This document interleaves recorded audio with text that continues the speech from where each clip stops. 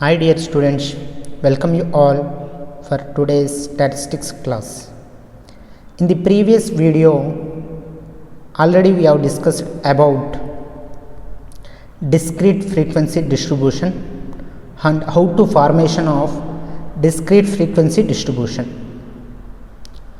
In this video, we are going to know about how to formation of continuous frequency distribution.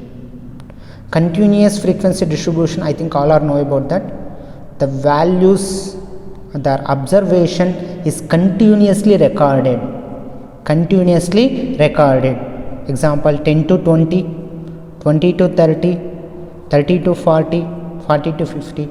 These type of transaction or these type of data we can consider as a continuous frequency distribution.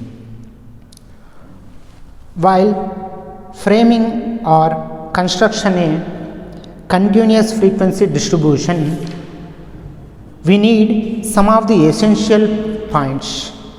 Before formation of continuous frequency distribution, we should know some of the knowledge. We should identifying some of the essential factors, because that essential factors is very useful to framing a continuous frequency distribution. Before going to formation of continuous frequency distribution, we should know about some of the essential factors, some of the essential important points. So these are the points is helpful for framing a continuous frequency distribution. And then first we should know about range. So range means it is a differences between the highest value and lowest value. The differences between the highest value and lowest value is called as an range. Take an example. In a class interval they are given 10 to 20, 20 to 30, 30 to 40. In this class interval, the highest value is 20. The highest value is 20. In this class interval, the lowest value is 10. LV means lowest value, HV means highest value. Highest value is 20, lowest value is 10. The differences between the highest value and lowest value, 20 minus 10, we will get 10. That 10 is called as a range. Range means the differences between the highest value and lowest value data is called as a range. The formula for range is this. Range is equal to HV. HV means highest value minus lowest value. First we should know about these are the concept for formation of continuous frequency distribution. Let us know about some of the important essential factors to formation of a continuous frequency distribution. The second concept is class limits. Class limits. The lowest and highest values which are taken define boundaries. It defines the boundaries of class are called as an class limits. Class limits means which defines the boundaries. It's showing the limits. It's showing the direction limits. Take an example here, 10 to 20. It's giving a boundary. So minimum 10 and maximum is 20. It's creating a boundary between the class interval. So minimum value is 10, maximum value is 20. In this class interval, it's creating a boundary. Minimum value is 20 and maximum value is 30. It is also creating a boundary. When it is defining a boundaries or limits, that limit is called as a class limits. That limits are called as a class limits. Here there is a limit 30 to 40. Here the lowest value is 30 and the highest value is 40. So here also representing the limits or boundaries. When we are making a boundaries between the values, that limit is called as a class limits. The class limits, we have two types of class limits. The lowest value is called lowest limit. In this class interval, there is a lowest value. In this class interval, the lowest value is 10 the lower limit is 10. In this class interval, the lowest value is 30, the lower limit is 30. So next, the highest value is called upper limit. The highest value is upper limit. Example, so 10 to 20, 20 to 30, 30 to 40. In this class interval, the lower limit is 10, the higher limit means upper limit is 20. In this class interval, the lower limit is 30, the upper limit is 40. So these are the upper limits, these are the lower limits. The lower value indicates lower limits, the highest value is indicates higher limit or upper limits. Next, we should know about the one more concept, inclusive clause. Inclusive clause. In a clause, if lower as well as upper limits are included in the same clause, here upper limit of a clause is not equal to the lower limit. These are very important here. The upper limit clause is not equal to the lower limit of a next value. This is called as an inclusive. It means in the previous topic we have taken example 10 to 20, 20 to 30, 30 to 40. Here the upper value 20 is equal to the next value of lower limit. It is equal to the next value of lower limit. Here also 30 is upper limit, in the next value the lower limit is 30. So upper limit and upper limit of a clause is equal here in this clause limits. When there is an upper limit and lower limit of the next value is not equal, that is inclusive method. Take an example here, 0 to 9, next value is 10 here.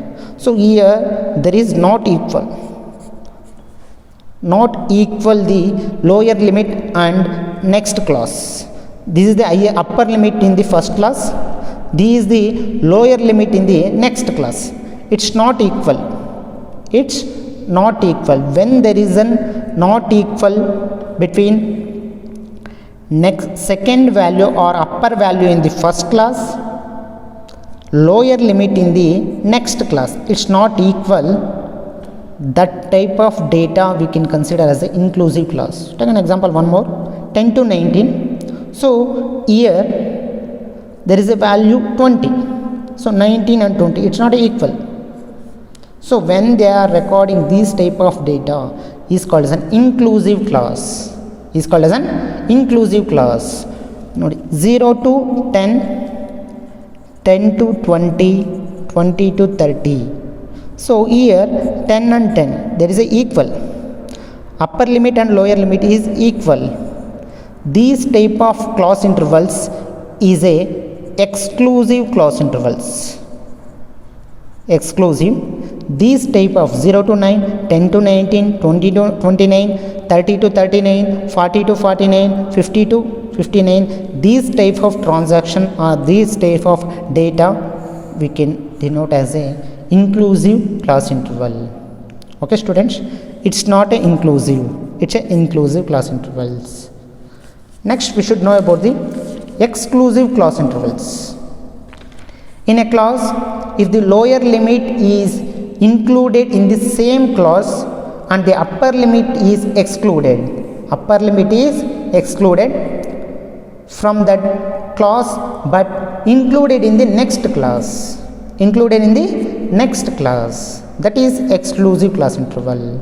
Take an example here, 30 to 40, the upper limit is 40, this 40 is excluded from this class interval, that 40 is included in the next class interval. Here upper limit of the first class and lower limit of the next class is equal.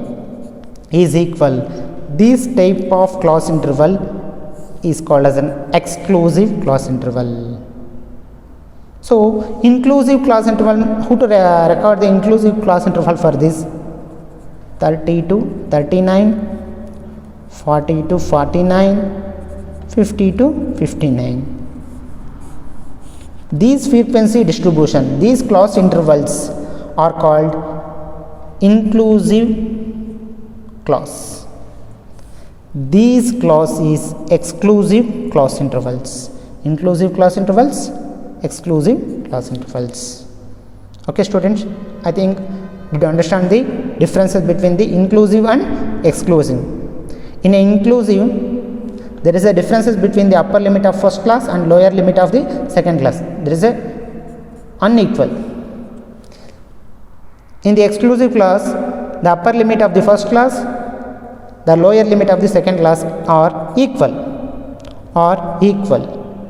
So that is called as an exclusive clause intervals. Next we should know about the next concept, correction factor. Correction factor. It is a half of the difference between lower limit of a clause and upper limit of a preceding clause. It is a half of differences between the lower limit of clause and upper limit of previous clause. So the differences between the upper limit and lower limit, the value is called as a correction factor. So let us know about how to identify the correction factor. There is a formula for identifying the correction factor. Lower limit of a clause minus upper limit of a preceding clause. Preceding means previous. Preceding means here previous, or base, or previous means beside. So previous means preceding or previous, both are same. So lower limit of a clause minus upper limit of a preceding clause divided by 2, we will get correction factor. So here lower limit of a clause, we should take second clause value, because we need information of preceding. Preceding means previous. If you need a previous information, means we need a second value. Take an example here. In this problem, they are given information of class interval 10 to 19, 20 to 29, 30 to 39. I think all are know about that. Which class intervals? These inclusive class intervals. I already explained this one. This type of class intervals are called as inclusive class interval, because upper limit of the second class and lower limit of the first class is not equal. When there is a not equal, it is a inclusive. When there is an equal, that is exclusive class interval. So when there is a inclusive class interval problems, we should apply the correction factor. Why means, in this class interval, we can't identify in the 19.2, 19.5, 19.8, we can't identify here, because here 19 is there, next class interval is 20. So there is a gap between the 19 to 20. The value is 1. 1 is difference. Here also 20 and 30. So some of the values are missing here. 20, 29.8. How to identify here? There is no value here. 29.8, there is no value here, because here 29, next value is 30 here. So we can't identify the 29.8. That is the intention. We should apply the correction factor for inclusive class interval. When they are given problem in the form of inclusive class interval, we should apply the correction factor. Formula for correction factor, we already know about that. Lower limit of a clause, we should take here second clause, because we need a previous clause. That is the intention. We should take a lower limit of the second class. Lower limit of the second class, how much? 20. Lower limit of a clause, we should take here second lower limit of a clause, that is 20. Next, upper limit of a preceding means previous. Upper limit of a preceding clause, how much? 19. 20 minus 19 divided by 2. 20 minus 19, we will get 1. 1 divided by 2, we will get 0.5. This is the way of identifying the correction factor. When they are given information in the form of inclusive class interval, on that time we should apply the correction factor. For the purpose of inclusive class interval problems, we should be convertible into a exclusive class interval. How to write exclusive class interval? After the applying the correction factor. After applying the correction factor, the correction factor is 0.5. So the inclusive class intervals we can convertible into exclusive class interval. How to convert? So that 0 point value is correction factor. Lowest value we have to less 10 minus 0.5. 10 minus 0.5 we will get 9.5. Next, lowest value we have to less the correction factor, and highest value we have to add the correction factor. Lowest value we have to less the correction factor, and highest value we should add the correction factor. The highest value is 19. 19 plus 0.5, 19.5. Next, 20. 20 is the lowest value in this class interval. So 20 minus 0.5 we will get 19.5. Next, 29 is the highest class interval. So 29 plus 0.5 we will get 29.5. Next class interval 30 to 39. Here lowest value is 30. 30 minus 0.5. Lowest value we have to less, highest value we should add. So 30 minus 0.5 we will get 29.5. 39 plus 0.5 we will get 39.5. This is the way of conversion of inclusive class interval to exclusive class intervals. This is the way of representation in this problem. So we can easily identify all the class intervals. If you got 19.8, so 19.8 we will get here. 19.5 to 29.5. 19.8 also here including. In this problem we can't identify the 19.8 here. Or 29.2. 29.2 we can't identify the inclusive class interval. Inclusive class interval, so the convertible of exclusive class interval we can easily identify here. 29.2 we will get in this class interval 29.2. So inclusive class interval we should convert in the exclusive class interval, we should apply the correction factor. What is the main useful of correction factor? Inclusive class interval problems, if we want to convertible into a exclusive class interval, we need a correction factor. We need a correction factor. Once again I will explain the meaning of correction factor. It is a half of the differences between the lowest limit of a class and upper limit of a preceding class. That is a formula. Okay students, I think all are understood. We will go to the next concept, the midpoint. Midpoint or class mark. The central value of a class is called midpoint. The central value of a class is called midpoint. How to identify the midpoint? The lower limit plus upper limit divided by 2 is called as a mid value. Mid value or class mark both are same. The central value, the mid value of a class is called midpoint. So take an example here, 10 to 20, 20 to 30, 30 to 40, it's a class interval. How to identify the midpoints? For that, we should apply the formula. Lowest limit in this class interval is 10 plus upper limit in this class interval is 20 divided by 2. 10 plus 20 divided by 2. 10 plus 20, 30 divided by 2, we will get 15. 15 is the mid value for this class interval. Same like this here. In this class interval, the lowest value is 20 plus highest value is 30 divided by 2. 20 plus 30, 50. 50 by 2, we will get 25. The mid value is 25. Mid value means middle of the value between a clauses. 30 to 40, the mid value is 35. This is the mid value or midpoint or class mark. The central value or mid value of a class is called as a midpoint. Okay students, next concept we should know about that. Width or size of a class. The differences between the upper and lower limit. The differences between the upper limit and lower limit of a class is called width or size. So width we can denote as a C or I. It is same like as a range. Same also range also is explaining the same concept.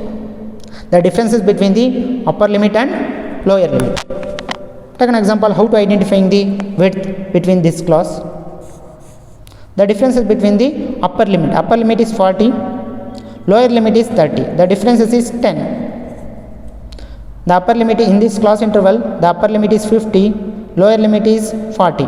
The difference is 10. This 10 is a width or size between there is a gap between the lowest value and highest value. That gap is called as an width or size of a class.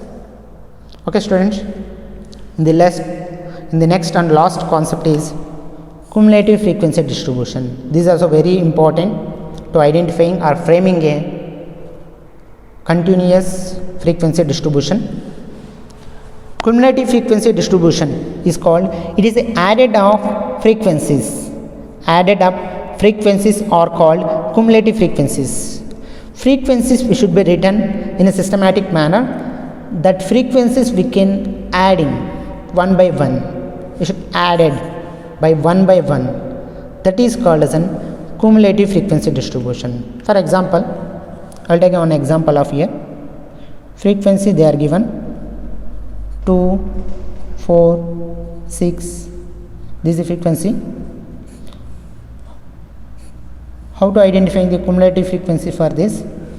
It should add up of frequencies. So first we should write first frequency 2. Next we should add 2 plus 4. 2 plus 4, this is 6. Next 6 plus 6 is 12. So here adding the frequencies. We are adding. One more I will take. So if you have here 10. So 12 plus 10 is 22. Next there is a frequency is 8 means 22 plus 8 is 30. So adding the frequencies one by one, that is called as a cumulative frequency distribution. So cumulative frequency distribution means added up of frequencies are called cumulative frequencies. Here first value we have to take as it is. Next first value we have to add for second value. 2 plus 4 is 6, 6 plus 6 is 12, 12 plus 10 is 22, 22 plus 8 is 30. These is called as cumulative frequencies. Next cumulative frequencies we have two types. First one is less than cumulative frequency. Next one is more than cumulative frequencies. Let us know about the meaning. The number of observation is below the certain limit. Below the certain limit is called as less than cumulative frequencies. The number of frequencies distribution is above the certain limit. They are mentioning the limit. So if you have more than the limit, that limit more than or above is called as more than cumulative frequency distribution. If the observation or frequencies, observation means here frequencies, the frequencies is below the certain limit is called as less than cumulative frequencies. So if the frequency distribution is more than or above the certain limit is called as more than cumulative frequency distribution. Okay students, these are the concepts are very important for formation of continuous frequency distribution. So based on this required information, based on this knowledge, we can easily formation of continuous frequency distribution. In the next video, we will going to know about how to formation of continuous frequency distribution. Thank you students.